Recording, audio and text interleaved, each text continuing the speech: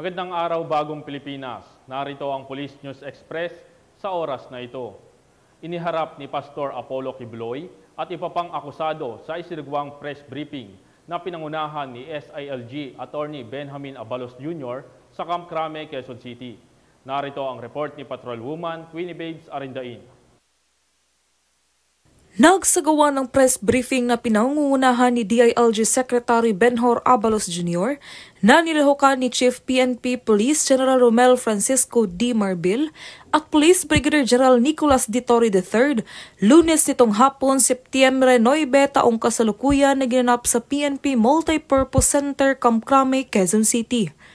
Base sa sinagawang press briefing, ipinakita sa publiko sina Pastor Apollo Quibloy at ang mga kasamahan nito ng dumaan sa tamang proseso at ang magiging kulungan nila. Nilinaw din ni Police Brigadier General Nicolas D. Torre III, Regional Director ng Police Regional Office 11, ang naging negosasyon sa nasabing operasyon.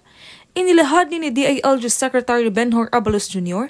na naging matiwasay ang naging operasyon ng Philippine National Police ay handang magsilbi sa publiko at naniniwala sa kasabihang no one is above the law. Nandyan ang PNP para pagsilbihan ang publiko.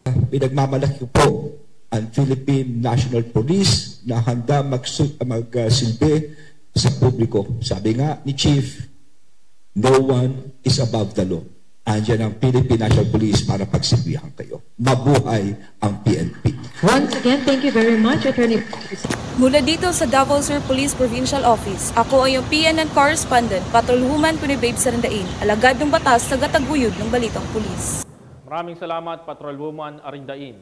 At para sa iba pang napapanahong balitang pampulisya, laging tumutok sa Police News Network. Alagad ng batas, tagataguyod ng balitang pulis. Ako po si Patrolman Joshua Jimenez, nagbabalita para sa Police News Express.